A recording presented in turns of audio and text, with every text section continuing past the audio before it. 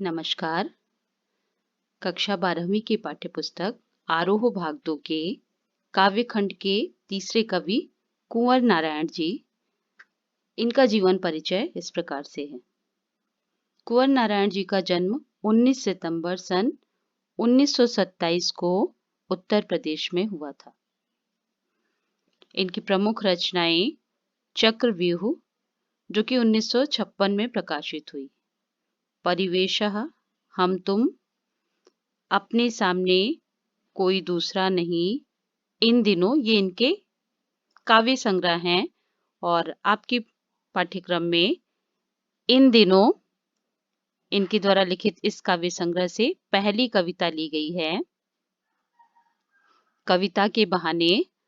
और इनके दूसरे काव्य संग्रह कोई दूसरा नहीं, इससे इनके द्वारा लिखित दूसरी कविता बात सीधी थी पर आपके पाठ्यक्रम में ली गई है। आत्मजयी, ये सब इनके काव्य संग्रह हैं। और इनके प्रबंध काव्य आकारों के आसपास, कहानी संग्रह, आज और आज से पहले, समीक्षा, मेरे साक्षात्कार, सामान्य,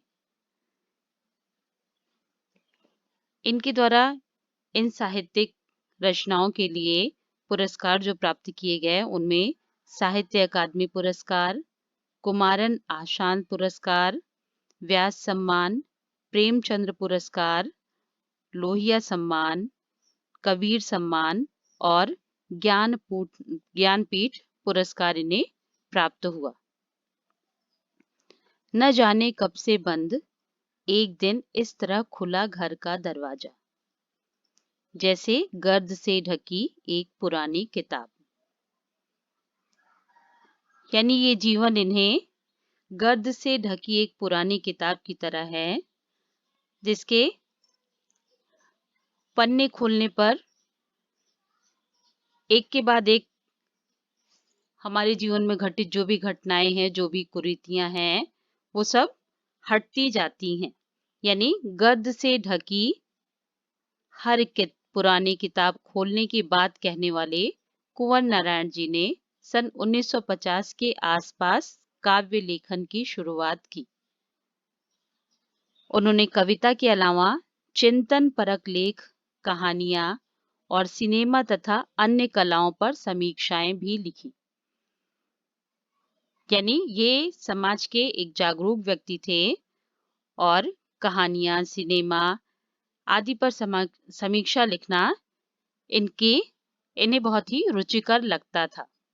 किंतु कविता की विधा को उनके सृजन कर्म में हमेशा प्राथमिकता प्राप्त रही। यानी कविता लेखन इनका मुख्य कार्य था।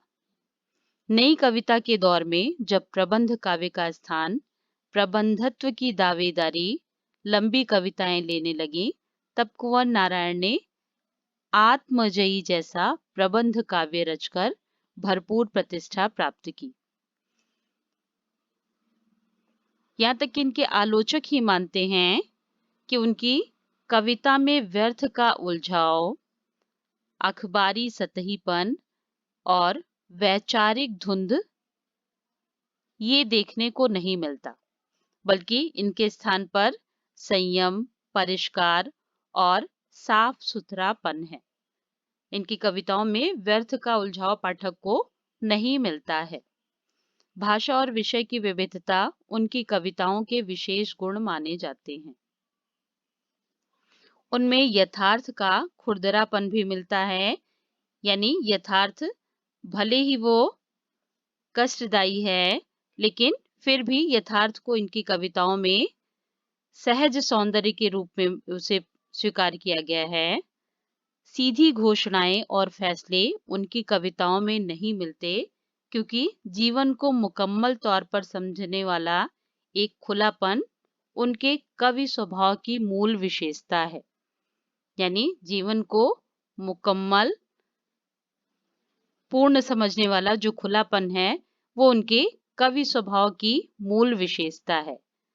इसीलिए संयम, संशय संभ्रम, प्रश्नानुकूलता उनकी कविता के बीज शब्द है। यानी प्रश्न के जो भी संशय, संभ्रम ऐसी स्थितियां हैं वो उनके कविता में मूल रूप से रहते हैं। कुंवर जी की पूरी तरह नागर संवेदना के ये कवि माने जाते हैं।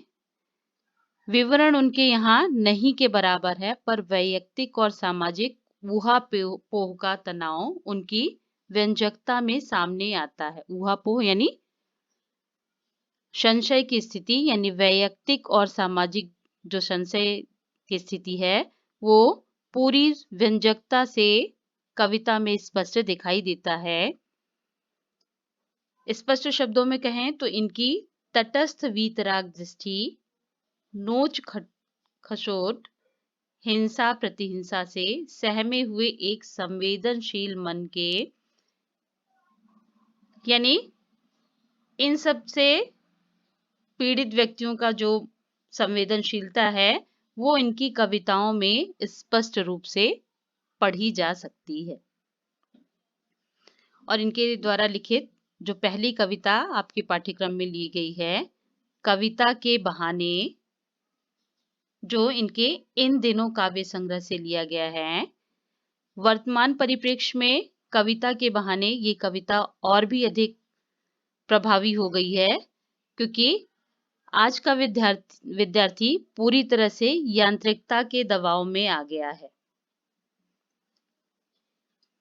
जिससे कविता का जो वजूद है वो पूरी तरह से उसका अस्तित्व गायब होता हुआ दिखता है। लेकिन उससे बचाने का पूरा कार्य कविता के बहाने ये कविता कर रही है। यानी यह कविता के अपार संभावनाओं को टटोलने का अवसर है, और इस अवसर को कवि एक यात्रा के रूप में लेता है, जो चिड़िया, फूल और बच्चे तक की है। यानी एक ओर प्रकृति है और दूसरी ओर भविष्य की ओर कदम बढ़ाता बच्चा। यह बात स्पष्ट है कि चिड़िया, उसकी उड़ान सीमित है और फूल के खिलने के साथ ही उसका मुरझाना भी निश्चित है, यानी उसकी परिणति निश्चित है। लेकिन बच्चे के सपने असीम हैं, उसकी कोई सीमा नहीं है। बच्चों के खेलने में किसी प्रकार की सीमा का कोई स्थान नहीं है। ठीक उसी प्रकार से कविता भी शब्दों का खेल है, और शब्दों के इस खेल में जड़, चेतन, अतीत, वर्तमान और भविष्य सभी एक उपकरण की ही तरह हैं। इसीलिए जहां कहीं रचनात्मक ऊर्जा होगी, वहीं सीमाओं के बंधन खुद ब खुद टूट जाते हैं। चाहे घर की सीमा हो, भाषा की सीमा हो, या फिर समय की ही क्यों ना हो। यानी इन सभी सीमाओं से कविता और बच्चे पूरी तरह से बंधन मुक्त हैं। इस कविता के बहाने, इस कविता में कुंवर नारायण जी ने यही स्पष्ट किया है। और इनके द्वारा लिखित दूसरी कविता जो आपके पाठ्यक्रम में है, बात सीधी थी पर, ये इनके काव्य संग्रह कोई दूसरा नहीं इससे लिया गया है। और कविता में कथ्य और माध्यम के द्वंद्व, इसका चित्रण बहुत ही सहजता से किया गया है। हर बात के लिए कुछ खास शब्द नियत होते हैं, ठीक वैसे ही जैसे पेज के लिए एक निश्चित खांचा होता है। यानी एक निश्चित खांचे में ही पेज को कसा जा सकता है। अब तक जिन शब्दों को हम एक दूसरे के पर्याय के रूप में जानते रहे हैं, यानी पर्यायवाची शब्द के रूप में जानते रहे हैं, उन सब के भी अपने विशेष अर्थ होते हैं।